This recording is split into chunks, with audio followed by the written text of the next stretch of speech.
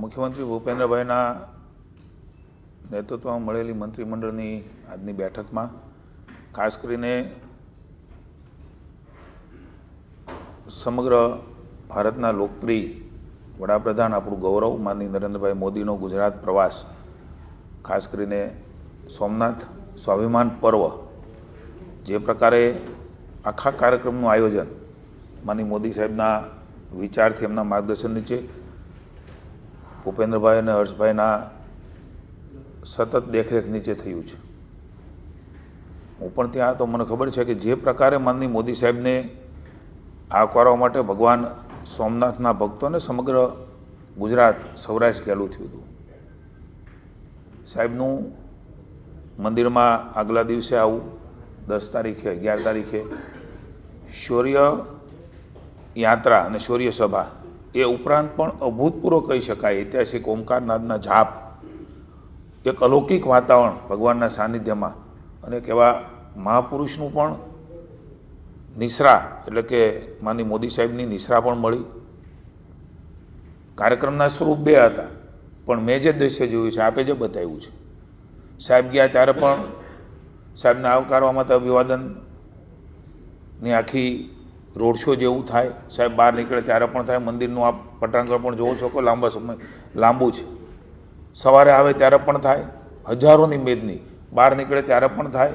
શૌર્ય સભા, શૌર્ય યાત્રા નીકળે ત્યારે પણ જે પ્રકારે થનગની રહ્યા હતા માનનીય મોદી સાહેબને આવકારવા માટે, મને એવું લાગે છે કે અભૂતપૂર્વ કહી શકાય. ને જ્યારે શૌર્ય સભા થઈ, એ સભામાં પણ જાણે રોડ શો હોય, બાંદર મંડપમાં માણસો નહોતા સભાતા, એટલા હજારો લોકો બહાર સાહેબની એકમાત્ર ઝાંખી લેવા માટે મોદી સાહેબની. અને મોદી સાહેબે જે પ્રકારે ભાવથી આ સોમનાથનો આખો ઇતિહાસ એક શૌર્ય તરીકે લીધો છે ને પ્રદર્શિત કરવાનો નિર્ણય લીધો છે, ત્યારે એના માટે વિશેષ અભિનંદન આપવામાં આવ્યા. અને રાજ્યની સમગ્ર જનતાનો, રાજ્યના મંત્રીમંડળે આભાર માન્યો. વહીવટીતંત્રને પણ વિશેષ 4 દિવસની અંદર તમામ કાર્યક્રમો, મોદી સાહેબનો આખો પ્રવાસ અલગ અલગ પ્રકારે 4 દિવસની અંદર એ આખું ઊભો કર્યો છે. એટલા માટે વહીવટીતંત્ર, પોલિટિકલ વિંગ, ભારતીય જનતા પાર્ટીના માનનીય પ્રમુખશ્રી, એમનો પણ સહયોગ, કાર્યકર્તાઓનો પણ સહયોગ, પ્રતિનિધિઓનો પણ સહયોગ, એ પ્રકારે ખૂબ મહત્ત્વનું કહી શકાય. એ પ્રકારે અલગ અલગ જગ્યાએથી સમગ્ર દેશમાંથી પણ લોકો આવતા હતા. આ સોમનાથનું શૌર્ય અને સંસ્કૃતિ સમગ્ર દેશને ખૂણે ખૂણે પહોંચાડવાનું પણ નિર્ણય એ થયો છે. ત્યારે મને કહેતા આનંદ થાય છે કે મોદી સાહેબે 1 વર્ષ સુધી આ સોમનાથ સ્વાભિમાન પર્વ સમગ્ર દેશમાં ઉજવવાનું નક્કી કર્યું છે. ગુજરાતમાં સ્વાભાવિક છે કે સોમનાથ દાદા એ વિશ્વના છે, સમગ્ર ધરતીના છે, સમગ્ર સૃષ્ટિના છે. પણ જ્યારે ગુજરાતમાં હોય ત્યારે ગુજરાતમાં પણ વિશેષ ઉજવણીની પણ ચર્ચા હોય છે. કેબિનેટમાં માનનીય મુખ્યમંત્રીશ્રી સાથે નાયબ મુખ્યમંત્રી હર્ષભાઈ આખી વિગતે વાત મૂકી છે. દિલ્હી જવાના છે, સમગ્ર દેશનો કાર્યક્રમ બની રહ્યો છે, એમાં પણ ગુજરાત કોન્ટ્રીબ્યુશન કરે છે. અને રાજ્યનો પણ કાર્યક્રમ એ બનશે ત્યારે આપણા માટે આનંદની વાત છે કે ભગવાનને ભજવાનું અને આપણો આ શૌર્યનો ઇતિહાસ વાગવાનો મોકો એ પણ મળવાનો છે. આખું ભક્તિમય વાતાવરણની અંદર આ પર્વ ઉજવવાનું છે. ત્યારે સાથે સાથે Saurashtra Kutch regional vibrant conference, એ પણ માનનીય મોદી સાહેબે એનું ઉદ્ઘાટન કર્યું અને 2 દિવસનું ખૂબ મહત્ત્વનું કહી શકાય એવી સફળતા એ સૌરાષ્ટ્ર કચ્છ વાઇબ્રન્ટ સમિટમાં મળી છે. ઉત્તર ઝોનમાં પણ થઈ. એ જ પ્રકારે નીચે સુધી આ વાઇબ્રન્ટ કોન્ફરન્સનો લાભ પણ રાજ્યની જનતાને, સૌરાષ્ટ્ર કચ્છની જનતાને મળવાનો છે. જન્મ ચાંસલરની સાથેની દ્વિપક્ષી બેઠક પણ ખૂબ સફળ રહી છે, એમની પણ ચર્ચાઓ થઈ. મહાત્મા મંદિર ખાતે માનનીય મોદી સાહેબે મેટ્રોનો શુભારંભ કર્યો હતો. મને કહેતા આનંદ થાય છે કે આજથી આ રૂટ એ એપીએમસીથી મહાત્મા મંદિર સુધીનો એ ચાલુ થઈ ગયો છે. એના માટે પણ હું તંત્રને અભિનંદન માની મંત્રીમંડળમાં સૌ સભ્યોએ આપ્યા છે. કારણ ખૂબ ઝડપથી આ પ્રકારના નિર્ણયો એ થઈ રહ્યા છે. ત્યારે એક સફળ પ્રવાસ એ માનનીય મોદી સાહેબનો ગુજરાતમાં રહ્યો છે. અને ગુજરાતની જનતાને પણ અનેક નવી વિકાસની ઊંચાઈઓ સાથે આપણા સોમનાથ દાદાના આશીર્વાદને, એમના આધ્યાત્મ અને ધર્મના ભાવ સાથે જોડાવાનું એક ભગીરથ કામ એ પણ રાજ્યમાં વડાપ્રધાનશ્રીના આવવાથી થયું છે. હું એવું માનું છું કે ચર્ચાઓમાં પણ જે અમારે વાત થઈ છે એમાં આ બધી જ બાબતો 4 દિવસમાં કાર્યક્રમો યોજાવા, વ્યાપક રીતે યોજાવા, અલગ અલગ સેગમેન્ટમાં યોજવાના અને એની ફળશ્રુતિ રાજ્યની જનતાને જોડવાની. હું એવું ચોક્કસ અમે માનીએ છીએ કે ગુજરાતના એડમિનિસ્ટ્રેશનમાં, વહીવટીતંત્રમાં, પ્રતિનિધિઓમાં સરકારની કાર્યક્ષમતા અને ગતિશીલતામાં કેટલો મોટો વધારો થયો છે એના આ કાર્યક્રમ દ્વારા પ્રદર્શિત થઈ રહ્યું છે અને આપણે સૌએ જોઈ રહ્યા છીએ. એનો પણ વિશેષ ચર્ચાઓ થઈને સફળતા માટે વહીવટીતંત્રને પણ અભિનંદન આપવામાં આવ્યા છે. અને આ જ ગુજરાત મોડલ એ વહીવટી રીતે કેટલું મજબૂત છે એની પણ આપણે પ્રતીતિ કરાવે છે. મિત્રો, મેં વાઇબ્રન્ટ સમિટની કોન્ફરન્સની વાત કરી છે ત્યારે તમારા બધાના ધ્યાનમાં રહે એટલે 5,78,330 કરોડના MOU એ સૌરાષ્ટ્ર કચ્છ રિજનલ વાઇબ્રન્ટ કોન્ફરન્સમાં થયા છે. પ્રોજેક્ટ નંબર ઓફ પ્રોજેક્ટ છે 5,492. નોર્થ ગુજરાતમાં રિજનલ સમિટ થઈ હતી ત્યારે 1,292 પ્રોજેક્ટ સાથે 3,24,195 એ MOU થયા હતા. એટલે મને આનંદ છે અને તમને જણાવતા મને આનંદ થાય છે કે એ ચર્ચાઓ પણ માનનીય મુખ્યમંત્રીશ્રીના ધ્યાને વહીવટીતંત્રએ મૂકી છે.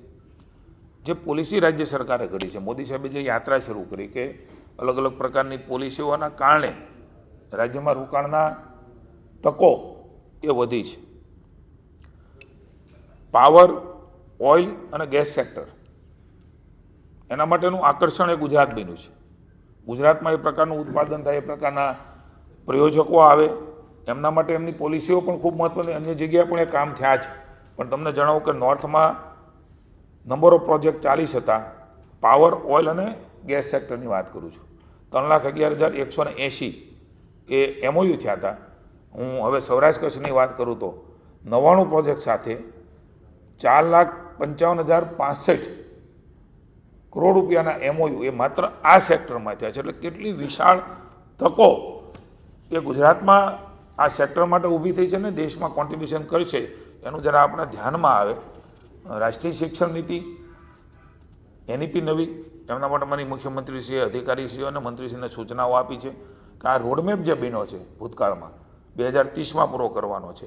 ગુજરાતે ઇનિશિયેટિવ લીધું છે 40 સુધીના બદલે 2030માં કેવી રીતે કયા ઇન્ડિકેટર્સ સાબિત કરી શકીએ તો જનતા સુધી જે નિર્ણયો થઈ રહ્યા છે NEPમાં આમ સામેલ થઈ રહી છે, NEPનો એ નીતિ પ્રમાણે આગળ વધી રહ્યા છે, ત્યારે એ રોડમેપ સર્વગ્રાહી રીતે એની સમીક્ષા થઈને જનતા જનાર્દન સુધી માની મોદી સાહેબે નવી શિક્ષણ નીતિ એ 40 વર્ષ પછી અમલી થઈ છે. ત્યારે દર મહિને એનો રિવ્યૂ કરવો, દર મહિને કેબિનેટમાં રિવ્યૂ કરવો, અધિકારી પણ એનો કેબિનેટમાં રિવ્યૂ કરીને દર મહિને માહિતી આપે કે આપણો કેટલો પ્રોગ્રેસ કર્યો ને એનો કેટલો ફાયદો એ નીચે સુધી મળ્યો છે. એટલે આ એક ખૂબ મોટો મહત્ત્વનો સુધારો છે. ત્યારે એમાં ગુજરાત અગ્રેસર રહે એના માટેની પણ ચર્ચાઓ કરી છે. હું આપને VGRCની તમામ વિગતો એ લેખિતમાં પ્રેસ નોટમાં આપને આપી દઈશ. એટલે એમાં વિશેષ ડિટેલમાં વાત કરતો નથી. આપના સુધી તમામ આંકડાઓ એ સૌરાષ્ટ્ર કચ્છના આપને મળી જશે જેમ નોર્થમાં મળ્યા હતા. મિત્રો, આનંદની વાત એ છે કે ગુજરાતે સતત 4થી વખત નેશનલ સ્ટાર્ટઅપ રેન્કિંગમાં બેસ્ટ પરફોર્મર તરીકે રાજ્ય દરજ્જો મેળવ્યો છે. આપણી ઔદ્યોગિક નીતિ 2020 અંતર્ગત 430થી પણ વધારે સ્ટાર્ટઅપ અંદાજે 65 કરોડની નાણાકીય સહાય એ આપણે આપી છે. ગુજરાતમાં આજે 16,000 કરતાં પણ વધુ સ્ટાર્ટઅપ શરૂ કરવામાં આવ્યા છે. માનનીય મોદી સાહેબે શરૂ કરેલી યાત્રા એ ભૂપેન્દ્રભાઈ અને હર્ષભાઈના નેતૃત્વની અંદર એક યુવાનો માટે વિશાળ તકો લઈને વિકાસની એક નવી દુનિયા ગુજરાત રાજ્યએ ઊભી કરી છે. 200થી વધુ ઇન્ક્યુબેટર્સ અને શૈક્ષણિક સંસ્થાઓ, 850થી વધુ મહિલાઓ, બહેનો કેવી રીતે આગળ વધે એના માટેના મહિલા સશક્તિકરણની જે વાત મોદી સાહેબે શરૂ કરી હતી, આજે ગુજરાતમાં આપણે જોઈ રહ્યા છીએ. 850થી પણ વધારે મહિલાઓની આગેવાનીમાં સ્ટાર્ટઅપ્સ તેમજ શહેરી ગ્રામીણ વિસ્તારોમાં કાર્યરત 350થી વધુ પાયાના સ્ટાર્ટઅપ્સનો પણ આમાં સમાવેશ થાય છે. મને જણાવતા આનંદ થાય છે કે માનનીય મુખ્યમંત્રીએ જે નિર્ણય લીધો છે, માત્ર અમદાવાદ કે ગાંધીનગરમાં જ તે આઈ હબ કેન્દ્ર ન હોય, કારણ કે જે પ્રકારે સ્ટાર્ટઅપર છે બધી જગ્યાએ ગામડામાં પણ આપણે જોવા મળે છે.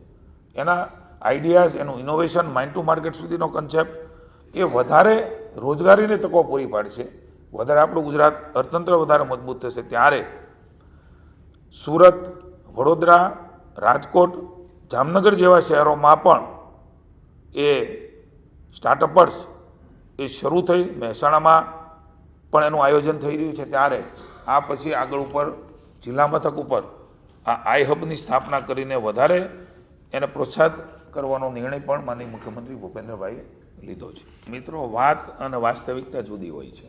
મને તમારા ધ્યાને મૂકતા વિનમ્ર ભાવે, જ્યારે રાજકોટમાં વેલિડિટી ફંક્શનમાં હું હતો ત્યારે મેં ત્યાં વાત કરેલી, કદાચ આપના મીડિયાવાળા લોકો હશે, પણ આજે આપના ધ્યાને મૂકું છું કે 66,000 કરોડ MOU, 66,000 કરોડના MOU 2003માં વાઇબ્રન્ટ સમિટ ગુજરાતમાં થઈ ત્યારે થયા હતા.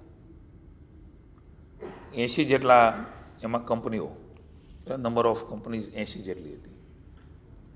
વાઇબ્રન્ટ સમિટ કોન્ફરન્સ રિજનલ એમાં 5,78,000 એ MOU થયા છે. 5,000થી વધારે કંપનીઓ ઇન્ડિવિડ્યુઅલ રીતે એમાં જોડાણી છે. હું આ એકની વાત કરું છું, હજી નોર્થનું નથી જોડતો, હજી મધ્ય અને સાઉથનું બાકી છે. મિત્રો, પરિણામો એ રાજ્યની પ્રજાને, ગુજરાત રાજ્યને મળ્યા છે. કોઈ પણ વસ્તુ પહેલ કરીએ ત્યારે સ્વાભાવિક છે કે એ પહેલમાં નાની મોટી અડચણ આવતી હોય, પણ પ્રયાસ કરીને રાજ્યની સરકારે આમાંથી જ નીતિઓ બનાવી.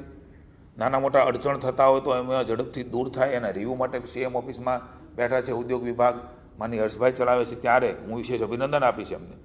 રાજકોટની અંદર 4 તારીખે રિજિયોનલ વાઇબ્રન્ટ સમિટની સમીક્ષા વખતે કોન્ફરન્સની આખા સૌરાષ્ટ્રના વેપારીઓ મંડળો, ચેમ્બરો એમને બોલાવીને, અધિકારીઓને બોલાવીને 1-to-1 પ્રશ્નોની ચર્ચા કરીને એના ઉકેલ લાવ્યા છે.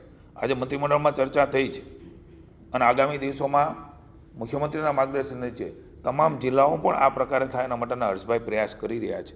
પરિણામો આપણને મળ્યા છે અને પરિણામોના આધારે જે MOU થયા છે ને, અનેક કંપનીઓ એ રાજ્યમાં MOU થયા પછી એ શરૂ થઈ છે, પરિણામો મળ્યા છે. શરૂ કરીએ છીએ ત્યારે નાના મોટા પ્રશ્ન આવે. જો રાજ્યએ શરૂ જ ન કર્યું હોત તો આ કંપનીઓ જ અહીંયા ન આવી હોત. એટલે ક્યારેક કોઈ અડચણો આવે તેના માટે રાજ્યની સરકાર તૈયાર છે, પણ MOU થઈ અને ધરતી ઉપર ઉતરે એના માટે સતત મોનિટરિંગ એ મુખ્યમંત્રીની કક્ષાએ થાય છે. આપણા ધ્યાનમાં આવે કોઈ સંજોગો અવસાદ, કોઈ અસાધારણ સંજોગો, કોઈ પાર્ટીએ નક્કી કર્યું અને એ ન પહોંચી શકે, એવા વિષયો પણ વહીવટમાં હોય છે. પણ મને આનંદ છે કે આના પ્રમાણો અને એની ટકાવારી એ રાજ્યની જનતાની સુખાકારી માટે, વિકાસ માટે મહત્ત્વની છે ને થઈ રહી છે. રાજ્ય અને કેન્દ્રની સરકારની જે નીતિ છે અને યોજનાઓ છે એનું અમલીકરણ કરોડો ને ખરબો રૂપિયા વિકાસ માટે રાજ્ય આપી રહ્યું છે. ત્યારે અલગ અલગ પ્રકાર કલેક્ટર એનો સમાહર્તા છે. કલેક્ટરના નેજા નીચે બધી બાબતો ચાલતી હોય છે. ત્યારે મુખ્યમંત્રી આજે પ્રભારી સચિવોને પણ સૂચના આપી છે કેબિનેટમાં કે તમે પ્રભારી સચિવ છો તો બધા વિભાગના હેડ છો, કલેક્ટર છે તો બધા વિભાગના હેડ છે. તો પ્લાનિંગ સાથે એનું આયોજન થાય. નાની મોટી ત્રુટિ રહી જતી હોય, નાની મોટી કોઈ મુશ્કેલી રહી જતી હોય તો એ CS લેવલે જ્યારે પણ કલેક્ટર વિષય મૂકે, દાખલા કે 1-2 વિષયો મારા ધ્યાને આવ્યા કે પ્રભારી સચિવને મુખ્યમંત્રીએ સૂચના આપી, એટલે ત્યાં ગયા તો કેટલાક પુલ અટકેલા હતા. એના કારણો અલગ હોય, કારણ ડિપાર્ટમેન્ટ અલગ હોય, નાણાકીય બાબતો હોય, R&B અલગ હોય, એમની વહીવટી પ્રક્રિયા અલગ હોય. એટલે કુલ મળીને માની મુખ્યમંત્રીજીનું જે વિઝન છે ભૂપેન્દ્રભાઈનું, એમણે આજે સૂચનાઓ આપી છે કે કલેક્ટિવલી જે રાજ્યનો પૈસો છે પરિણામલક્ષી વપરાય, ઝડપથી વપરાય. મારે આપને જણાવતા આનંદ થાય છે કે મુખ્યમંત્રી એવી સૂચના આપી છે કે કોઈપણ પ્રક્રિયા લાંબો સમય નહીં ચાલવી જોઈએ. વિકાસની પ્રક્રિયાઓ, ટેન્ડરની પ્રક્રિયાઓ, એનો સમયગાળો કેમ ઓછો થાય ટેકનોલોજીના માધ્યમથી, એવી પણ આજે મુખ્યમંત્રીએ સૂચના આપી છે. અને CSએ આ પ્રકારે દર અઠવાડિયે એ રિવ્યૂ કરવાનો જે નિર્ણય છે મુખ્યમંત્રીએ લેવડાવ્યો છે. મને એવું લાગે છે કે આવનારા દિવસોમાં નાના મોટા પ્રશ્નો ધરતી ઉપર ના હોય, એ સીધી ઉપરની કક્ષાએ પહોંચે. જ્યાં જે ડિપાર્ટમેન્ટમાં કહેવાનું હોય તો CS ઓથોરિટી છે, મુખ્યમંત્રીની કક્ષાએ પણ કંઈ નિર્ણય લેવાનો હોય તો ઝડપથી લઈ શકાય છે. હું એવું માનું છું કે આ નિર્ણયને હું આવકારું છું અને આવનારા દિવસોમાં જિલ્લામાં એના પરિણામો પોઝિટિવ મળશે. કોઈ બાબતો એના ધ્યાનમાં આવી હોય તો એ ચોક્કસ સરકારમાં રજૂ કરી શકતા હોય છે, વાત કરી શકતા હોય છે. યોગ્ય સ્તરે એમની ચર્ચાઓ થઈને અને કોઈ બાબતો હશે તો નિકાલ પણ માનીય મુખ્યમંત્રી છે એમાં ખૂબ ઉદાર છે. મુખ્યમંત્રી એ પ્રકારે પણ કહેતા હોય છે કે તમારા પ્રશ્નો નાના મોટા હોય તો ચોક્કસ ધ્યાને મૂકવા, એ માત્ર ધ્યાને મૂકવાની વાત હોય છે અને કંઈ અલગ રીતે મૂલવાની આવશ્યકતા નથી. પ્રતિનિધિ છે, સરકાર છે અને સરકારની ફરજ પણ છે કોઈ અડચણ હોય તો એને દૂર કરવી. અલગ અલગ એંગલથી દરેક વ્યક્તિની બાબતો હોય તો પોઝિટિવલી સકારાત્મક લઈને એ પ્રજાહિતની બાબતો એ અમારા ધારાસભ્યશ્રીઓ, આખા રાજ્યના ધારાસભ્યશ્રીઓ, કોઈ પણ પાર્ટીના ધારાસભ્યશ્રીઓ એનામાં આવકારીએ છીએ કે આ પ્રકારની કંઈ બાબતો ધ્યાને મૂકીને એનું દુરસ્તીકરણ પ્રજાના હિતમાં થાય એના માટેની બાબતમાં સરકાર તત્પરને તૈયાર છે. સતત ચર્ચા અને વાત કોઈપણ ધારાસભ્યશ્રી આવે મુખ્યમંત્રી ખૂબ સરળતાથી મળે છે અને એમની વિષયો લઈને જ્યારે પણ આવે છે ત્યારે મુખ્યમંત્રી નિકાલ પણ કરે છે. આના પણ બધા જ નિકાલો જે કંઈ છે પ્રજાહિતના કાર્યો જે લઈને આવે છે ત્યારે અમારા ધારાસભ્યોના નિકાલ પણ કરવાની સરકારની ફરજ પણ છે. Thank you.